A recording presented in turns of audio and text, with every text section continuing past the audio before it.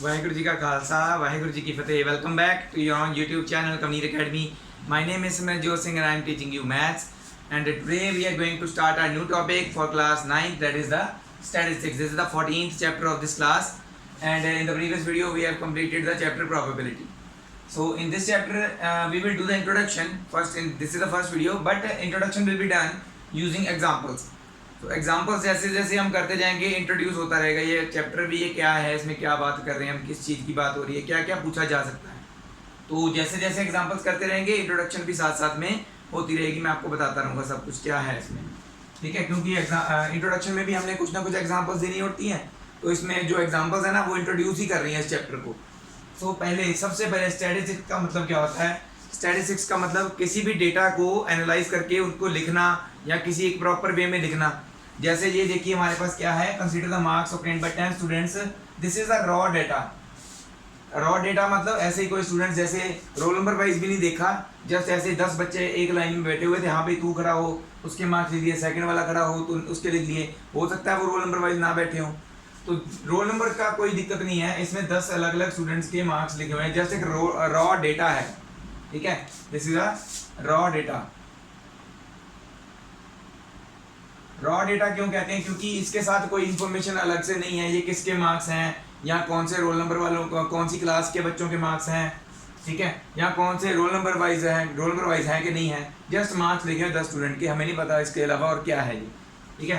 तो हमारे pass marks तो है ना, तो इसमें एक चीज़ आती है रेंज ऑफ डेटा। कोई भी डेटा आपके पास ऐसे गिवन होगा ना, उसकी रेंज होती है कोई।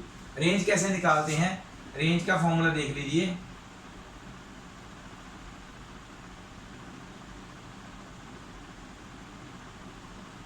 मैक्सिमम वैल्यू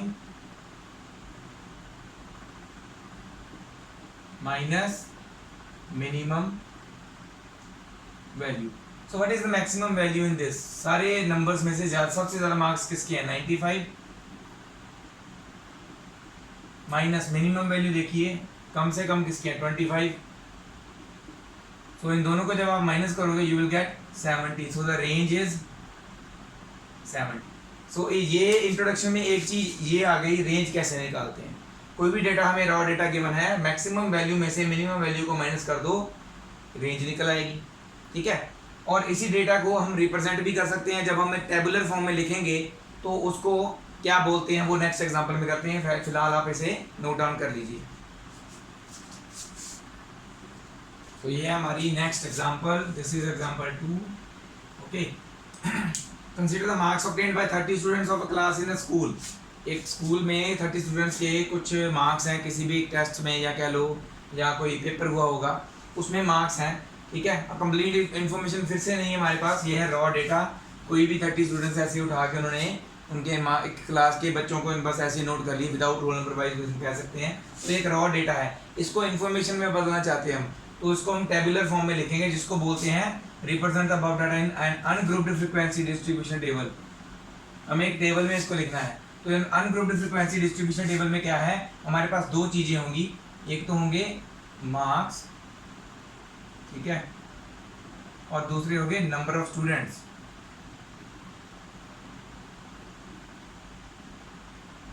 या फिर कह सकते हैं एफ फ्रीक्वेंसी जिसको बोलते हैं, फ्रीक्वेंसी ही होती है number of the things that we are talking about. हमारे पास एक टेबल बनेगा, इसमें क्या है, मिनिमम वैल्यू देखिए दैट इज 10 है ना। 10 कितनी बार आ रहा है? एक बार ही आ रहा है, तो इसकी फ्रीक्वेंसी क्या होगी, नंबर ऑफ स्टूडेंट्स जिन्होंने 10 मार्क्स सिक्योर किए वो है 1। इसी तरह से 20 देखना, उसके बाद 20 ही आ रहा होगा, 11 तो नहीं है कहीं पे, नहीं है। 20 कितनी बार आ रहा है? नो रेपिटिशन, 20 भी एक बार ही आ रहा है। उसके बाद 20 के बाद देखिए कोई और अवेलेबल है क्या? 36 अवेलेबल है 20 के बाद वाला, वैसे ये भी है 36, यहाँ पे भी है, आई थिंक 36 ही है जो नेक्स्ट है हमारा, ठीक है। 36 कितनी बार आ रहा है? 1 2। इसी तरह से आगे बीच में कोई और अवेलेबल नहीं है 40 और 50 के, तो 40 कितनी बार आ रहा है? 1 2 3 4 5 5 बार आ रहा है 40, 50 कितनी बार आ रहा है, 1,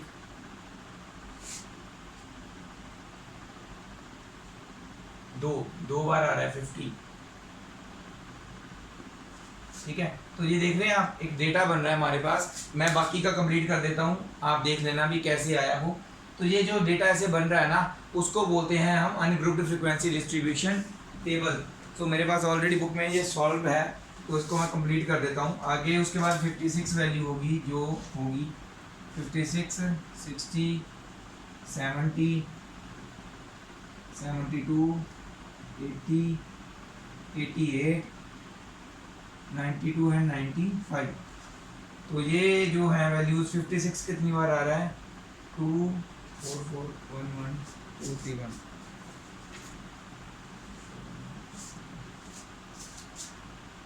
टू, 4, 4, 1, 1, 2, 3 और 1। इनका आप टोटल करोगे तो आपके पास 30 स्टूडेंट्स ही आएंगे। अगर कम आ रहे तो दैट मीन्स आपने कहीं पे कुछ ना कुछ गलत लिखा होगा, तो पेपर में आपने वैसे खुद करना है। इसको हम अनग्रुप्ड फ्रीक्वेंसी डिस्ट्रीब्यूशन क्यों बोलते हैं, क्योंकि ये कोई एक ग्रुप नहीं बन रहा, ये एक जस्ट 10 मार्क्स कितने बच्चों के आए, 20 मार्क्स कितने बच्चों के आए। यहाँ तो इसको अनग्रुप्ड फ्रीक्वेंसी डिस्ट्रीब्यूशन टेबल बोल देते हैं, या फिर सिर्फ फ्रीक्वेंसी डिस्ट्रीब्यूशन टेबल बोल देते हैं, तो एक ही बात है। तो ग्रुप्ड फ्रीक्वेंसी डिस्ट्रीब्यूशन टेबल होता है एक हमारा नेक्स्ट जो हम करेंगे, grouped frequency distribution table. Grouped में क्या होता है, हमारे पास एक पर्टिकुलर ग्रुप ऑफ स्टूडेंट्स हम रखेंगे, जैसे ग्रुप्स में रखते हैं ना, जैसे क्रिकेट टीम में होता है। क्रिकेट टीम में क्या होता है, 12 to 14, फिर 14 to 17, फिर 17 to 19, है ना, कितने बच्चे हैं, ये क्रिकेट में ऐसे होता है। उसी तरह से यहाँ पे अगर हम ग्रुप बनाएं, 10 से लेके 20 तक कितने बच्चों ने मार्क्स लिए हैं, 20 से लेके 30 तक कितने बच्चों ने मार्क्स लिए हैं, तो हमारे पास जो नेक्स्ट आता है वो है ग्रुप्ड फ्रीक्वेंसी। जो ऐसे ग्रुप्स में क्लास इंटरवल्स में हम नोट डाउन करते हैं ना, तो वो आता है ग्रुप में, जो हम पहले पिछली क्लास में आपने पढ़ा भी होगा। ऐसे क्लास इंटरवल बना के टैली मार्क्स बना के आगे हम लिख देते हैं भी इस क्लास के इंटरवल में इस ग्रुप में कितने बच्चे आ रहे हैं, टैली मार्क्स वाला हम करते हैं। तो ये है हमारा नेक्स्ट पार्ट जो हमने पढ़ना है। ये एग्जाम्पल आप नोट कर लीजिए, नेक्स्ट एग्जाम्पल हम करते हैं अभी। तो नेक्स्ट जो है एग्जाम्पल 3 मैंने आपको बताया था, नेक्स्ट हम करेंगे ग्रुप्ड फ्रीक्वेंसी डिस्ट्रीब्यूशन टेबल। तो इसमें क्या है, हमें दिया हुआ है 100 प्लांट्स जो हैं प्लांट किए गए थे from by 100 students, 100 school, sorry एक स्कूल, मतलब कि एक स्कूल ने 100 प्लांट्स प्लांट किए थे, नेक्स्ट ने भी 100, ऐसे ही 100 स्कूल्स ने 100 ईच प्लांट्स जो है प्लांट किए थे ऑन 1 महोत्सव। आफ्टर 1 मंथ, 1 महीने बाद रिकॉर्ड किया गया कि कितने प्लांट्स सर्वाइव कर पाए। तो देखा उन्होंने, जो एक स्कूल ने कहीं पे लगाए थे 100 प्लांट्स, उनमें से 95 सर्वाइव कर पाए, फिर 67 दूसरे वाले से, तीसरे वाले से 28 एंड सो ऑन। 100 के 100 स्कूल्स का डेटा जो उन्होंने कलेक्ट करके लिख दिया, ठीक है। अब उन्होंने कहा है इसमें हमने बनाना है obtain a grouped frequency distribution table for the data. Grouped frequency distribution table का मतलब क्या होता है, we need a class interval.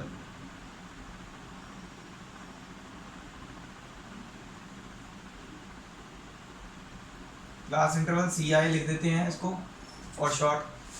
Class interval हम कई बार तो गिवन होता है, क्वेश्चन में ही गिवन होता है कौन सा क्लास इंटरवल आपने लेना है, कहाँ से स्टार्ट करना है, या कैसा क्लास इंटरवल लेना है, वो आपने डिसाइड करना था भाई कहाँ तक आपके जो वैल्यूज जा रही हैं उसके हिसाब से आप उसको लिखते हो। अदरवाइज इसमें नहीं गिवन है तो आप देख सकते हो मिनिमम वैल्यू क्या है, मिनिमम वैल्यू क्या है और उस कौन सी क्लास इंटरवल में वो लाई कर सकती है, तो उसके हिसाब से हम खुद भी अपना डिसाइड कर सकते हैं। अगर नहीं गिवन है तो हम क्या क्लास इंटरवल लेना चाहते हैं। तो इसमें मिनिमम वैल्यू देखोगे आप, सो 20 से नीचे आप चेक करोगे कोई भी नहीं जा रही, 20 से नीचे कोई वैल्यू नहीं है। 28 है हमारे पास मिनिमम, या कह लो हमारे पास और कौन सी मिनिमम वैल्यू है, यहाँ पे देखिए इसमें 27 है, इसके अलावा और कोई है क्या,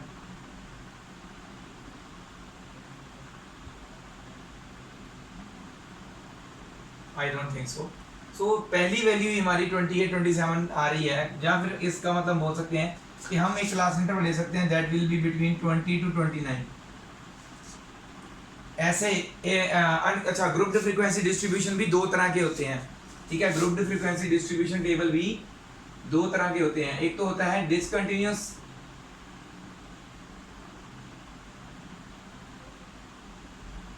एक होता है कंटिन्यूस, ठीक है, कंप्लीट कर देना स्पेलिंग यहाँ पे आगे, ठीक है। दो तरह के होते हैं, discontinuous and continuous distribution table. Discontinuous ये वाला जो हम करने वाले हैं, कंटिन्यूस वाला हम नेक्स्ट में आपको समझाता हूँ मैं। डिसकंटिन्यूस मतलब ये कंटिन्यूटी नहीं है इसमें। कैसे 20 to 29 ग्रुप ले रहे हैं, एक छोड़ के आगे वाला स्टार्ट करें, 30 to 39 ले रहे हैं, फिर 40 to 49। अच्छा कंटिन्यूस कैसे होता है, अगर 20 to 30, 30 to 40, 40 to 50, मतलब जो इसकी लास्ट लिमिट होती वही इसकी अपर लिमिट, मतलब कि इसकी लोअर लिमिट होती। सो क्लास इंटरवल में दो तीन चीज़ें बताने वाली हैं, मैं आपको साइड में बताऊंगा। तो ऐसे आपने एक क्लास इंटरवल ऐसे लिख लेने हैं, up to I think so 95 तक जा रहे हैं, तो 99 लास्ट वैल्यू होगी, क्योंकि 100 तक थे ना पूरे उन्होंने प्लांट किए।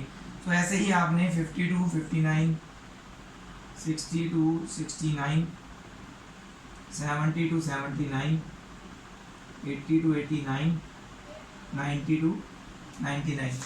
इसके आगे आ जाएंगे टैली मार्क्स। हो सकता है आपने छोटी क्लासेस में किया भी हो सकता है कि आपने किया ही होगा। इसके बाद आ जाता है frequency.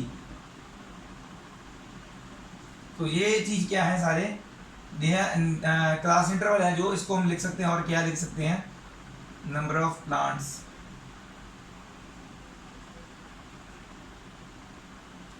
Sorry number of plants इधर आएगा, ये हम लिख सकते हैं रेंज या क्लास इंटरवल्स फॉर प्लांट्स।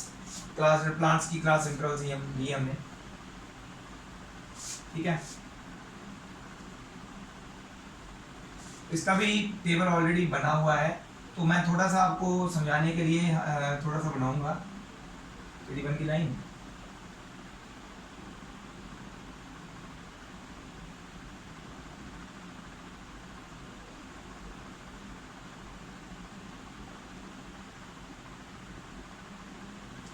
ठीक है, सो इसमें क्या है, 20 to 29 के बीच में, जहाँ पे देखो 20 to 29 है ना, यहाँ से आगे 30 to 39 है, तो इस ऐसे वाले डिसकंटिन्यूस वाले में दोनों वैल्यूज इंक्लूड करते हैं हम। मतलब कि 20 अगर गिनेंगे तो उसको भी इसी में गिनेंगे, 29 भी इसी में गिनेंगे, और बीच वाली वैल्यूज तो गिननी ही है। अगर जो होगा ना कंटिन्यूस वाला 20 to 30 वाला, तो उसमें हमने अपर लिमिट जो होती है वो छोड़ देनी होती है, वो नहीं हम गिनते इसमें। तो क्योंकि अगर यहाँ पे भी 30 को गिनेंगे और यहाँ पे भी इस वाले इंटरवल में भी गिनेंगे, तो वो 2 बार काउंट हो जाएगा। इसका ध्यान रखना है। हमारे पास देखो इसके इस इंटरवल के बीच में कौन कौन सी वैल्यू, एक तो ये है, नेक्स्ट वैल्यू वैसे मार्क कर लेते हैं, एक तो ये वैल्यू है, ठीक है,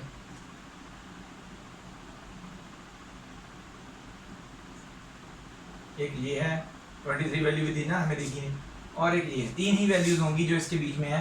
तो हम टैली मार्क्स कैसे लेंगे, 1 2 3 और यहाँ पे 3 लिख देंगे, ठीक है। नेक्स्ट जो है 30 to 39 के बीच में कौन सी वैल्यूज आ रही हैं वो लिखनी है हमने। अच्छा अलग अलग मार्क्स लगा लो तो इजीली हो जाता है तुम्हारे लिए, ठीक है। मैं लगाता हूँ यहाँ पे क्रॉस लगाते जाऊँगा, पहले टिक लगाया था ना, अब क्रॉस लगाते जाओ। एक ये हो गई वैल्यू, ये 2 3 4 5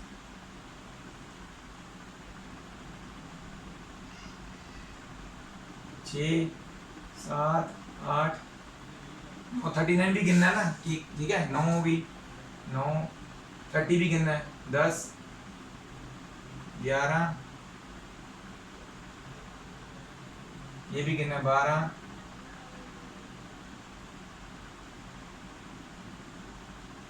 13 और 14। तो 14 वैल्यूज हैं जो इसमें लाई कर रहे हैं। तो कैसे हम टैली मार्क्स बनाते हैं, 1 2 3 4 पांचवा जो है क्रॉस कर देना है। 14 वैल्यूज हैं, 1 2 3 4 5 और 10 हो गए, 1 2 3 4 14 हो गए। ऐसे ही आपने बाकी की वैल्यूज फाइंड आउट करके अलग अलग मार्क्स लगा लो अपने हिसाब से। कॉपी में भी बनाना है ना आपने, तो आपने टेबल बना लेना है। टेबल बनाने के बाद मैं आपको थोड़ा और बताना चाहता था, इसमें क्या है, हमारे पास क्लास इंटरवल है, बात करते हैं 20 से 29 वाले की। तो इसमें जो ये पहले लिखी होती है इसको बोलते हैं लोअर लिमिट, इसे बोलते हैं अपर लिमिट। तो जब ऐसे आता है ना टेबल हमारे पास क्लास इंटरवल्स वाला, उसमें क्लास साइज की भी बात करते हैं, क्लास साइज, और क्या लिख सकते हैं इसको, क्लास विड्थ। एक ही बात है, क्लास साइज या क्लास विड्थ, उसका मतलब क्या है, upper limit minus lower limit, UL minus L L. Upper limit में से लोअर लिमिट माइनस कर दो, आपका क्लास साइज आ जाएगा 29 में से 20 माइनस किया तो क्लास साइज आ गया 9। ठीक है, इसके लिए अगर हमारे पास अगर कंटिन्यूस आएगा तो उसके लिए भी सेम ऐसे ही है। फॉर्मूला तो यही लगेगा। कंटिन्यूस कैसे करना है, अगर वो टेबल आपको बोले कि कंटिन्यूस डिस्ट्रीब्यूशन टेबल नहीं है, convert it into continuous distribution table, तो वो कैसे करेंगे, that will be in the next example. So first of all इसे नोट डाउन कर लीजिए, बाकी का आपने खुद कंप्लीट करना है। मैंने आपको सिर्फ 2 करके बता दिए। ठीक है, नीचे टोटल लिखना होता है, इसका टोटल करके लिखना होता है। फ्रीक्वेंसी जितनी उन्होंने बोली 100, अगर 100 वैल्यूज हैं तो आपकी टोटल 100 वैल्यूज होनी चाहिए ये।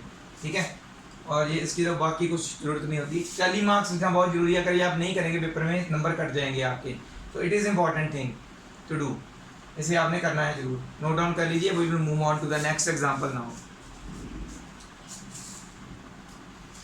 तो ये है हमारी नेक्स्ट एग्जांपल। इस एग्जांपल में consider the frequency distribution table. Frequency distribution table हमें दिया हुआ है which gives the weights of 38 students of class.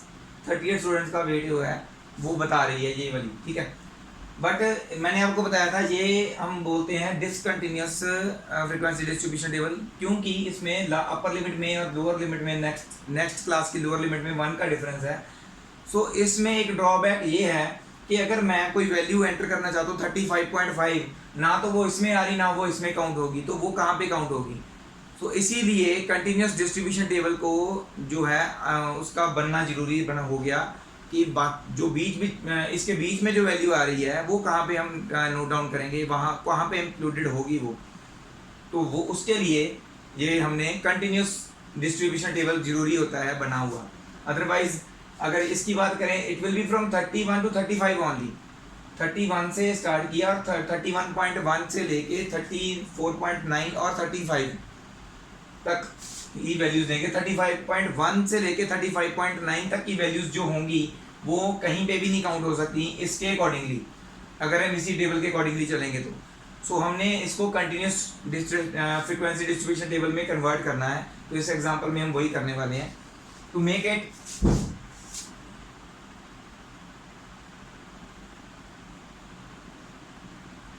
It continuous frequency distribution table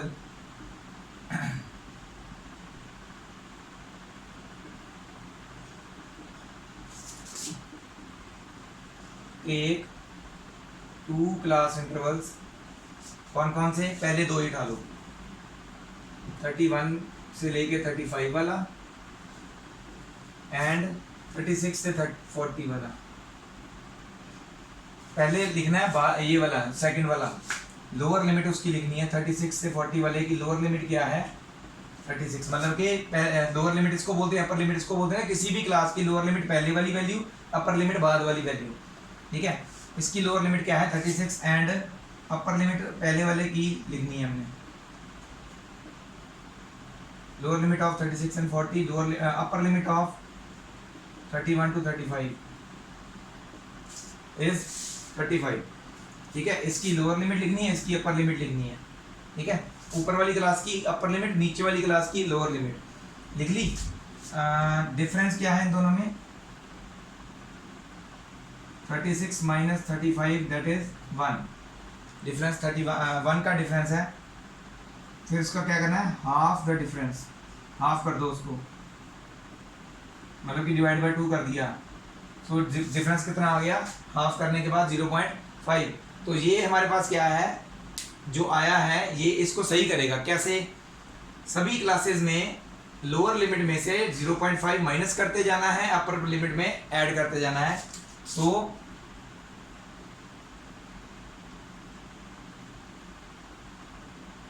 subtracting, ये वाला ऐसे ही लिखना है। ये सारी लाइंस लिखनी पड़ेंगी आपको जब इसको कन्वर्ट करना है। किसी भी टेबल को क्वेश्चन में अगर आता है ना, पेपर में भी आता है, कन्वर्ट करने के लिए सबको लिखना पड़ेगा। Subtracting 0.5 from lower limit of every class, lower limit and adding 0.5 to upper limit of each class मतलब सभी क्लासेस में, ठीक है। लोअर लिमिट में से 0.5 माइनस करते जाइए। न्यू फ्रीक्वेंसी डिस्ट्रीब्यूशन टेबल, ये आपने फुल लिखना है, मैं FDT लिख रहा हूँ ना, आपने फुल लिखना है। Obtained is new frequency distribution table क्या होगा फिर, इधर वाले में से सभी में से 0.5 पहले माइनस कर लो, इट विल बिकम 30.5, 35.5, 40.5, 45.5, 50.5, 55.5, 60.5, 65.5 और लास्ट क्या है 70.5 आ जाएगा यहाँ पे, ठीक है। लोअर लिमिट में सभी में से 0.5 माइनस कर दिया, अपर लिमिट में ऐड करते जाइए 0.5, अपर लिमिट में सभी में 0.5 ऐड करते जाना है, 35.5 बन जाएगा ये।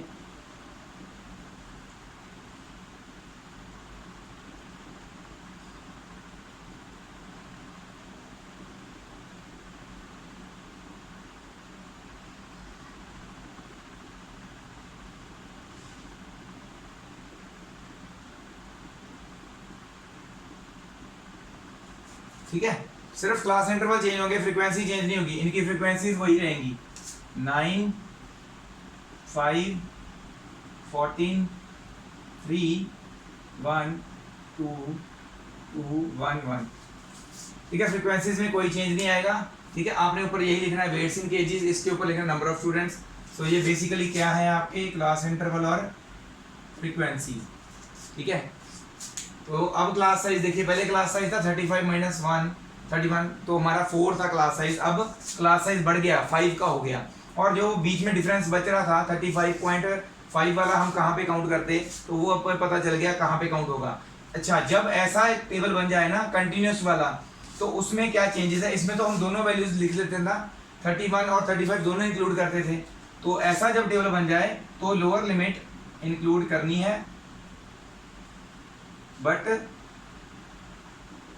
अपर लिमिट इंक्लूड नहीं करनी। अपर लिमिट हम नहीं लिखते, क्यों, काउंट नहीं करते, वाई। अगर देखो 35.5 किसी बच्चे का वेट है, उसको हम फिर अगर हम अपर लिमिट में भी ऊपर वाली क्लास में भी काउंट कर लेंगे और नीचे वाले में भी, तो वो 2 बार काउंट हो गया ना, आपकी काउंटिंग में टोटल में डिफरेंस आ जाएगा।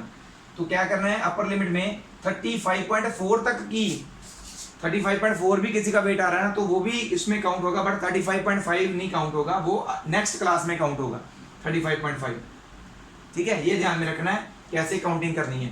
तो इस वाले में तो upper and lower both limits are included, but इसमें lower limit is included but upper limit is not included, ये ध्यान में रखना है, क्योंकि आपने आगे टेबल बनाने हैं, ठीक है। इसे आप ध्यान में रखिए, ये टेबल बन गया आपका, बस इसको कन्वर्ट ही करना था, हो गया कन्वर्ट, ठीक है। इसे आप कर लीजिए नोट डाउन। नेक्स्ट एक्सरसाइज की तरफ चलते हैं। अब एक्सरसाइज में मैंने एग्जांपल्स में सारा कुछ बता दिया, एक्सरसाइज में जस्ट क्वेश्चंस की जरूरत पड़े आपको, सॉल्व आपने खुद करना है, बनाने टेबल्स खुद बनाने हैं, ठीक है।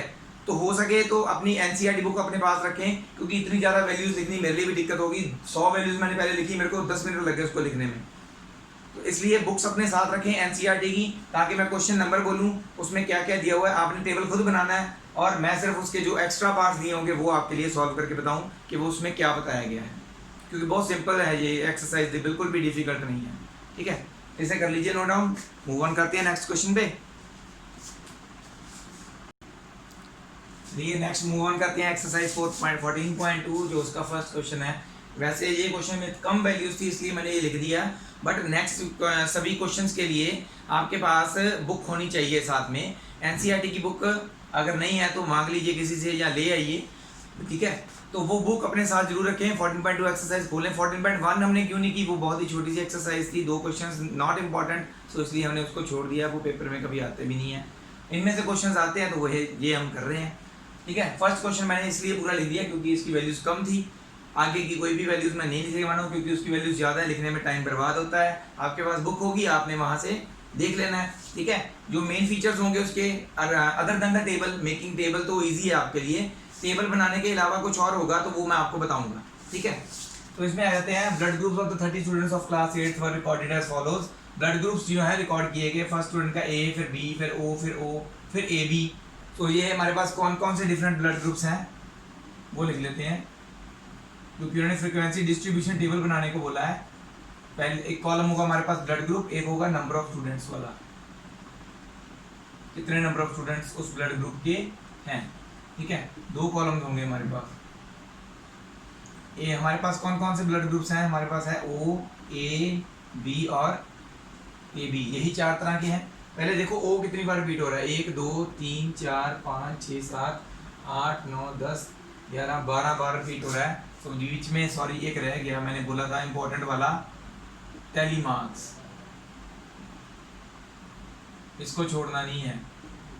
ठीक है, तो कितने आ रहे हैं हमारे ओ वाले, मैं भूल गया, 12 थे ना, हाँ 12, 1 2 3 4 5 6 7 8 9 10 11 12, 12 लाइंस लगा के यहाँ पे 12 लिख देना।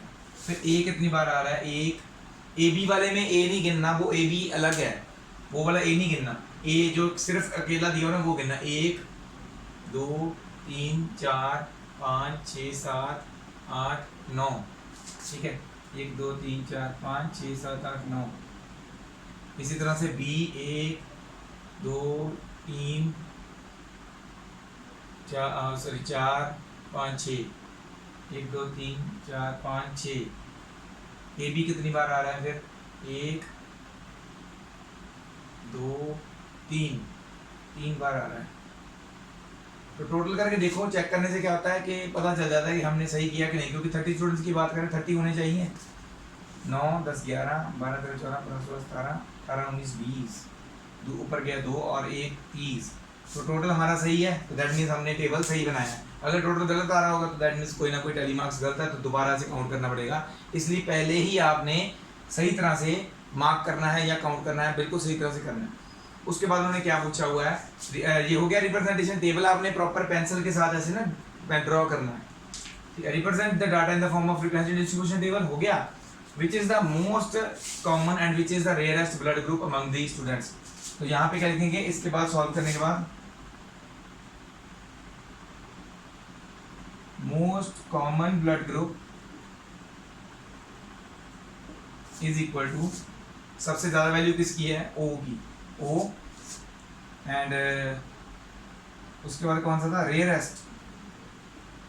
रेयरेस्ट ब्लड ग्रुप, कम, सबसे कम वैल्यू किसकी, ए बी। आंसर। ऐसे ही क्वेश्चंस है हमारे पास आगे, ये तो सिंपल वाला था, आगे क्लास इंटरवल वाले होंगे तो उसके हिसाब से आपने उनको ड्रॉ कर लेना है, बना लेना है। ठीक है, जो एक्स्ट्रा चीज़ें पूछी गई हैं, जैसे ये वाली 2 चीज़ें पूछी गई तो वो हम डिस्कस करेंगे। ठीक है, बुक का कौन सा क्वेश्चन किस पेज नंबर पे वो मैं बताता रहूँगा। ओके, इसे आप नोट डाउन कर लीजिए। नेक्स्ट क्वेश्चन पे चलते हैं। तो ये है हमारा सेकंड क्वेश्चन। मैंने आपको बताया था मैं बीच वाली वैल्यूज जो है पूरी नहीं लिखने वाला, आप अपनी बुक से देखेंगे। तो बाकी का क्वेश्चन मैंने लिख दिया, the distance in kilometre for 40 engineers from their residence to their work place were as follows. तो ये हमारे पास मैंने 3 और ये 3 पीछे वाली लिखी हैं, तो टोटल 40 वैल्यूज हैं, बुक से देखेंगे आप। तो हमने क्या करना है, इन 40 वैल्यूज में से आपने कंस्ट्रक्ट करना है ग्रुप्ड फ्रीक्वेंसी डिस्ट्रीब्यूशन टेबल जिसका क्लास साइज 5 हो। उसके बाद उन्होंने ये भी बताया हुआ है फर्स्ट इंटरवल 0 से 5 तक का होना चाहिए। अगर ये ना भी दिया होगा तो आपने 5 क्लास साइज 5 वाला इंटरवल कहाँ से आप स्टार्ट करने, मिनिमम वैल्यू देखिए कौन सी आ रही है तो कहाँ से स्टार्ट करना है वो भी आप देख सकते हैं, 0 से 5 से होगा। ठीक है, तो आपने क्या करना है, टेबल बनाना है जिसमें लिखना है आपने डिस्टेंस इन किलोमीटर्स। तो ये एक्चुअल में हमारी है क्लास इंटरवल्स, ठीक है ना, दैट इज फ्रॉम 0 to 5, फिर 5 to 10, 10 to 15, कंटिन्यूस वाले रखेंगे हर बार आप। ठीक है, अगर वो बोलें चाहे ना बोलें आपने कंटिन्यूस वाले बनाना है, क्योंकि फिर बीच वाली वैल्यू छूटती नहीं है अगर कोई पॉइंट वाली वैल्यू हो। तो दूसरे तरफ क्या होगा, नंबर ऑफ इंजीनियर्स,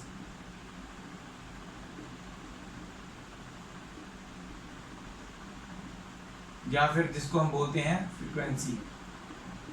ठीक है, तो आपने 0 to 5 की रेंज में कितने इंजीनियर्स हैं, सॉरी बीच में टेलीमार्क्स फिर से रह गया ना, टेलीमार्क्स इंपॉर्टेंट, तो वो टेलीमार्क्स वाला कॉलम जो है यहाँ पे बना देते हैं। चलो,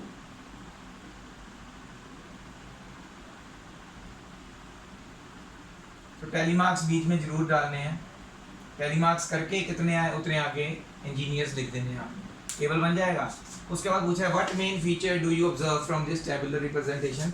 जब आप ऐसे बनाएंगे तो आपके पास कुछ नंबर ऑफ इंजीनियर्स यहाँ पे आते जाएंगे, तो इसका क्या मेन फीचर आपको जो है पसंद आया, या क्या कुछ भी फीचर्स देख सकते हो आप। It is easier to identify how many engineers are living near by their work place and how many are living at the farthest. ठीक है, कौन से इंजीनियर्स बहुत करीब रह रहे हैं या कौन से इंजीनियर्स बहुत दूर रह रहे हैं। ठीक है, और it is easier to identify a particular number of in a particular class range how many engineers are living. ठीक है, तो ऐसे कुछ भी फीचर लिख सकते हो आप जो आपको इजी लग रहा हो इसमें से आइडेंटिफाई करना। ठीक है, तो कोई भी 1 या 2 पॉइंट्स आप लिख दीजिएगा। इसे करना है आपने कंप्लीट, यहाँ पे बनाना है टेलीमार्क्स और फ्रीक्वेंसी वाला। ठीक है, यहाँ पे भी आगे जहाँ तक जाता होगा ना वैल्यू मैक्सिमम जाती होगी वहाँ तक लिखनी है आपने। ठीक है, तो ये कंप्लीट करना है आपने। We will move on to the next question now. तो हमारे next 2 questions 3 and 4 questions are here. The relative humidity in percentage वो in a certain city for month of 30 days was as follows। तो humidity लिखी हुई है, पहली 2 values और अखीरली 2 values हम मैंने लिखी हुई हैं, तो वो आपने बुक में से पूरी देख लेनी है। कंस्ट्रक्ट GFTD मतलब ग्रुप फ्रीक्वेंसी डिस्ट्रीब्यूशन टेबल आपने पूरा लिखना है, ये मैं बस वैसे ही शॉर्ट फॉर्म में लिख रहा हूँ। विद क्लासेस, क्लास इंटरवल भी दी हुई है आपको, ऐसी क्लास इंटरवल्स आपने लेनी है।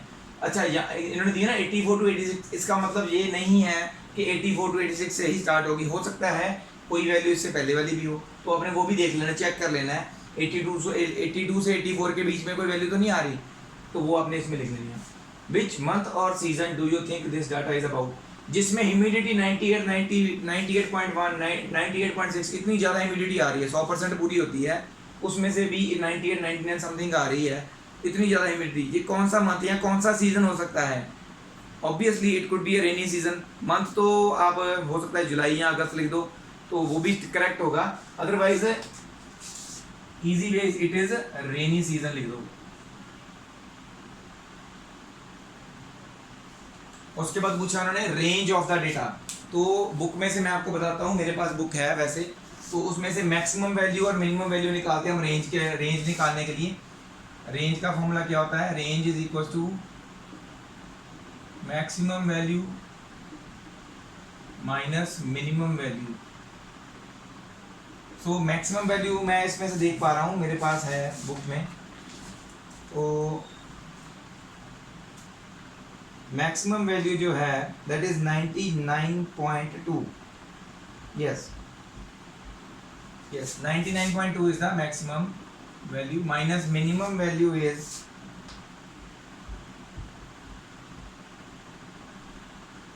89 तो है हमारे पास, वैसे 89 से भी नीचे है क्या कुछ, 84.9 है। ठीक है, तो 84.9 से नीचे नहीं है।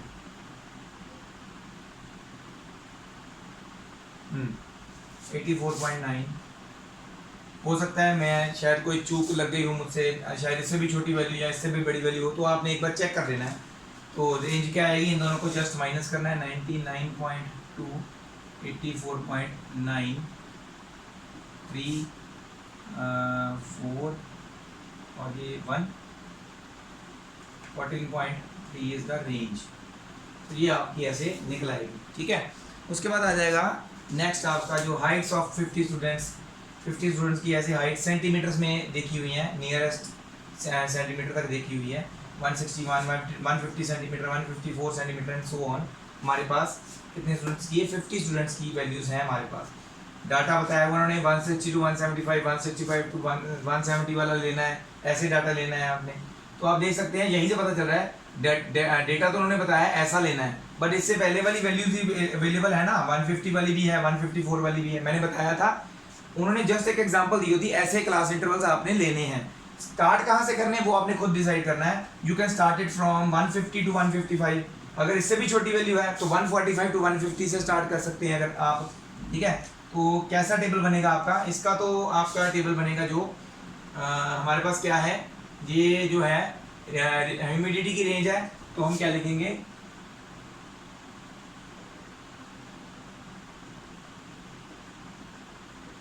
रिलेटिव ह्यूमिडिटी, एक कॉलम ये बनेगा, दूसरा कॉलम क्या बनेगा इसका, that will be number of days.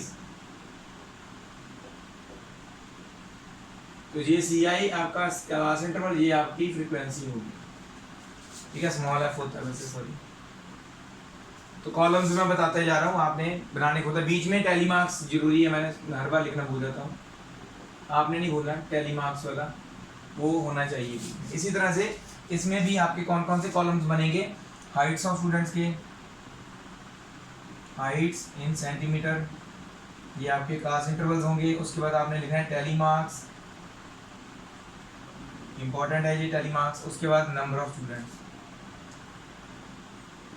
Count करते वक्त मैंने आपको बताया लोअर लिमिट इंक्लूड करनी है, गिननी है उसमें क्लास इंटरवल में, बट 64.9 तक तो काउंट करना है, बट 165 नहीं काउंट करना। 164.9 तक अगर कोई वैल्यू दी होगी ना तो वो तो काउंट करनी है इसमें, 165 इसमें नहीं काउंट करना, वो नेक्स्ट वाली क्लास में काउंट हो जाएगा। तो ये 3 कॉलम्स आपके जो बनेंगे, तो ये आपका CI का कॉलम है, ये आपका टैली मार्क्स का, ये फ्रीक्वेंसी का। तो ये आपने ऐसे बना लेना है, ठीक है। नेक्स्ट क्वेश्चन पे चलते हैं। नेक्स्ट क्वेश्चन, 2 क्वेश्चन ऐसे ही इकट्ठे लिखूंगा मैं, बहुत इजी क्वेश्चन हैं इसके सारे, ठीक है, नोट डाउन कर लीजिए इसे।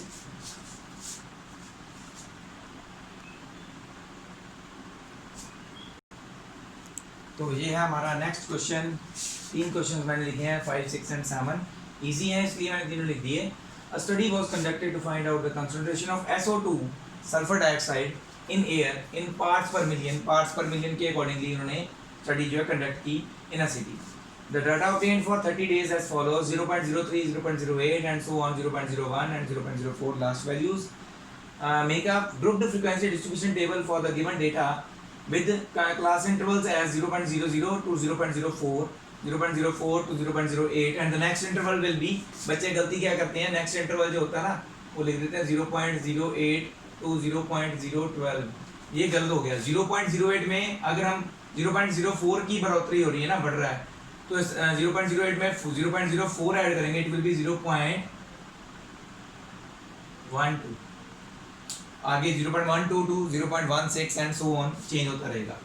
तो कौन से किस वैल्यूज किस रेंज में आ रही हैं वो आपने काउंट करके अकॉर्डिंगली 2 आपके कॉलम्स बनेंगे। मैं आपको बताता हूँ फॉर दिस क्वेश्चन आपके कॉलम्स कौन कौन से बनेंगे। एक तो बनेगा concentration of SO2 in parts पर मिलियन, एक इस कॉलम में आप लिखेंगे 0.00 से लेके 0.04 वाली एक रेंज, फिर 0.08 तक वाली, 0.12 से 0.16 वाली, ऐसे सो ऑन चलेगा। फिर आपने लिखना है टैली मार्क्स, फिर आपने लिखना है नंबर ऑफ डेज, वे कितने दिन में इतनी रेंज में थे, या जिसको हम फ्रीक्वेंसी बोलते हैं, ये आपकी क्लास इंटरवल्स हैं CI। ओके, तो टैली मार्क्स वगैरह आप कर लेंगे जब, तो आपको पता चल जाएगा कि आपकी रेंज ये कहाँ तक जा रही है। उसके बाद क्या क्वेश्चन पूछा हुआ है, for how many days was the concentration of SO2 more than 0.11 parts पर मिलियन इन एयर।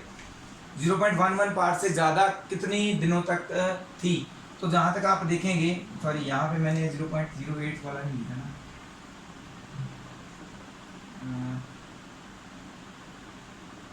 ठीक है, लाइक दिस होगा।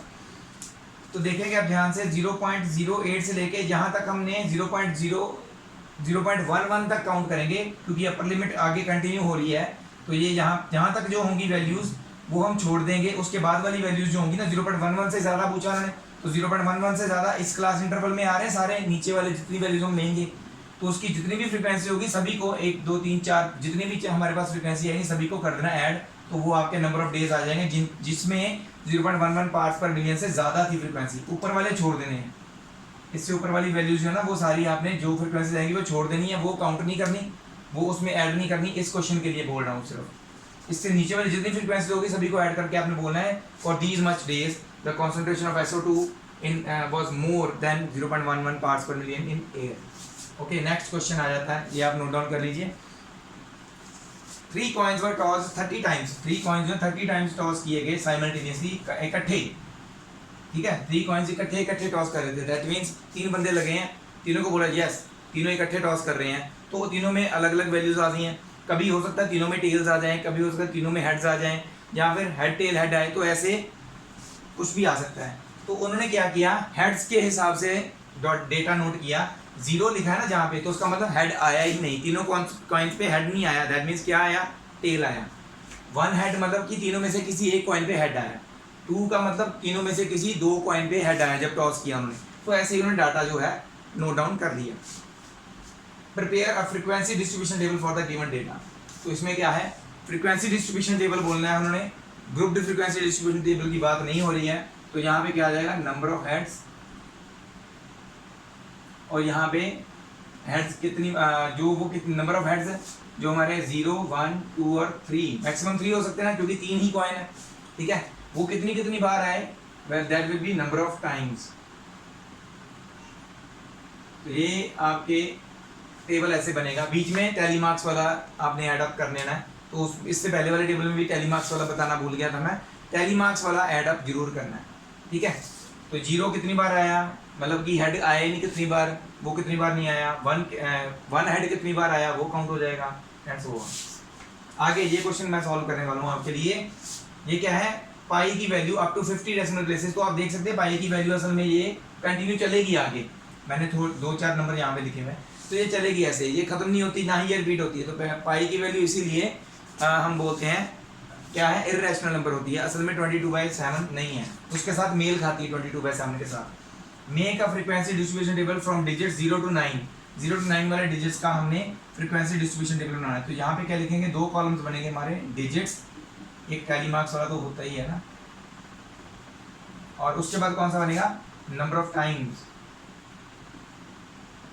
एक डिजिट जो है कितने नंबर ऑफ टाइम्स अकर कर रहा है, 0, 1, 2, 3, 4, 5, 6, 7, 8 और 9, ठीक है। 0 कितनी बार आ रहा है काउंट करने के बाद, उन्होंने क्या बोला है, but after decimal point, decimal point के बाद वाला। सो दैट मीन्स इसको नहीं देखना, ये खत्म है हमारे लिए 3। जब 3 की बारी आएगी तो इसको काउंट नहीं करना उसमें। तो 0 कितनी बार आ रहा है, 1, 2 बार ही आएगा, ठीक है। ऐसे ही आपने फ्रीक्वेंसी डिस्ट्रीब्यूशन टेबल कंप्लीट करना है, ठीक है। तो मैं कर देता हूँ, वैसे मेरे पास आंसर है ऑलरेडी, आपके पास भी है वैसे तो। आंसर पीछे से देखने की बजाय ना पेपर में तो आपने खुद ही करना है, तो कोशिश कीजिए कि आप खुद करें तो ज़्यादा बढ़िया होगा, ठीक है। तो 1 कितनी बार आ रहा है, 1 आएगा आपका 5 बार, 1, 2, 3, 4, 5, यहाँ पे 5 लिख देंगे। इसी के बाद आगे फिर से 5 बार आएगा, ये 2 भी 5, फिर 8 बार आएगा 3, 1, 2, 3, 4, 5, 6, 7, 8। तो ये वाला 3 काउंट नहीं किया उन्होंने, बाकी के आगे 3 कितनी बार आ रहा है, वो 8 बार आ रहा है, एंड सो ऑन। 4 बार आएगा 4, ठीक है। फिर 5 बार आएगा, ठीक है। फिर 6 4 बार आएगा, फिर 7 भी 4 बार आएगा, 8 आएगा 5 बार, और 9 कितनी बार आएगा, 8 बार, ठीक है। तो मेरा थोड़ा जगह कम पड़ने की वजह से हो गया ये, ठीक है। तो इससे क्या पता चलता है, नेक्स्ट क्वेश्चन उन्होंने पूछा है most occurring and least occurring digit. तो लिखेंगे मोस्ट अकरिंग डिजिट, और एक है हमारा least occurring digit. Most occurring digit मतलब कि सबसे ज़्यादा डिजिट कौन सा आ रहा है, एक बार 8 और ये भी 8 बार, दोनों 8 बार रिपीट हो रहे हैं। कौन कौन से, 3 और 9, 3 एंड 9। तो 2 वैल्यूज भी हो सकती हैं किसी आंसर की। लीस्ट अकरिंग डिजिट सबसे कम वैल्यू किसकी है, 2, किसकी है, ये 0 की। तो 0 जो है आपका लीस्ट अकरिंग डिजिट है। तो ये था आपका 7th क्वेश्चन तक। Only I think 2 questions left, तो वो भी कर लेते हैं तो वीडियो खत्म हो जाएगी और एक्सरसाइज भी खत्म हो जाएगी। इसे आप नोट डाउन कर लीजिए, नेक्स्ट क्वेश्चन पे चलते हैं। ये है हमारे आखिरी 2 क्वेश्चन इस एक्सरसाइज के। होपफुली आप ये वीडियो अभी तक समझ पाए होंगे। अगर नहीं समझ में आया तो आपके पास व्हाट्सएप नंबर है मेरा, वहाँ पे आप पूछ सकते हैं। तो let's continue our last questions. 30 students were asked about number of hours they watch लिखना, they watch TV in previous week. तो पिछले हफ्ते उन्होंने कितने घंटे टीवी देखा तो 30 स्टूडेंट से ऐसे डाटा रिकॉर्ड किया गया। तो उन्होंने अपना अपना बताया, मैंने 1 घंटा देखा, पिछले वीक 6 घंटे देखा, 2 3 एंड सो ऑन, किसी ने 12 घंटे भी देखा, 14 भी देखा। तो make a GFTD, that means group frequency distribution table, ठीक है। Taking class width 5, class width 5 होनी चाहिए, ऑफ क्लास इंटरवल 5 to 10। तो हो सकता है इससे पहले वाले भी हों, क्योंकि हमारे पास 3 और 2 भी वैल्यूज़ हैं। तो इसका डेटा जो होगा तो कैसे होगा, number of hours that is from 0 to 5, 5 to 10, 10 to 15, 15 to 20 ऐसे होगा। और ये होगा नंबर ऑफ, बीच में सॉरी टैली मार्क्स, और बाद में होगा नंबर ऑफ स्टूडेंट्स, ठीक है। तो ये 3 कॉलम आपके जो बनेंगे, आपने अकॉर्डिंग टू दैट डेटा यहाँ पे लिखना है, टैली मार्क्स और नंबर ऑफ स्टूडेंट्स। उसमें क्या पूछा हमने, how many children watch TV more than 50 और मोर आवर्स पर वीक। 15 या 15 से ज़्यादा घंटे कितने बच्चों ने देखा। तो 15 वाला तो ये यहाँ से स्टार्ट हो रहा है, यहाँ तक तो 15 वाला काउंट ही नहीं कर रहे हम। तो ये 15 वाला इंटरवल हो सकता है, इसके बाद भी एक इंटरवल हो आपके पास, तो उसकी जो भी फ्रिक्वेंसी होगी ना, वो दोनों को हमने सम अप करना है। 3 होगी तो तीनों को सम अप करना है, ऐड करके लिख देना है, this much students are watching more than 15 hours TV per week, ठीक है। उसके बाद a company manufactures car batteries for a particular type की वो कार बैटरीज मैन्युफैक्चर करते हैं। द लाइफ्स मतलब वो कितनी देर तक चलेंगी batteries, in years of 40 batteries, 40 batteries का लाइफ लिखा हुआ है, वो कितनी देर तक चली, ठीक है, वो रिकॉर्ड की गई। एक बैटरी चली 2.6 ईयर्स तक, 3 years, 3.7 years and so on चल रही है। तो हमने क्या करना है, इसमें भी ग्रुप फ्रीक्वेंसी डिस्ट्रीब्यूशन टेबल बनाना है। स्टार्टिंग फ्रॉम, उन्होंने बोला starting from this class size 0.5 होना चाहिए, तो वो ऑलरेडी 0.5 है। 2 से 2.5, 2.5 से 3.0 लिख सकते हैं हम, 3.0 से 3.5, ये हमारे क्लास इंटरवल्स ऐसे होंगे। ये क्या है, lives in years, lives of batteries in years लिख सकते हैं। उसके बाद टैली मार्क्स वाला कॉलम, एंड उसके बाद नंबर ऑफ बैटरीज वाला कॉलम आएगा, तो वो आपने कंप्लीट करना है इसको, ठीक है। बहुत ही इजी क्वेश्चंस लास्ट वाले 2 जो हैं आपके बचे थे, तो इसे आप कर लीजिए नोट डाउन। होपफुली आपको ये आज की वीडियो बहुत इजीली समझ आ गई होगी, और ऐसे ही आगे हम करते भी रहेंगे। हम मेरे साथ ऐसे ही बने रहिए, हम सारे के सारे जो चैप्टर्स हैं ऐसे ही सॉल्व करते रहेंगे, और आपको मैथ्स जितना हो सके मैं ईजियर बनाता रहूँगा आपके लिए। Thank you very much again to all the viewers for watching the video till end. Waheguru ji का खालसा, वाहिगुरु जी की फतेह।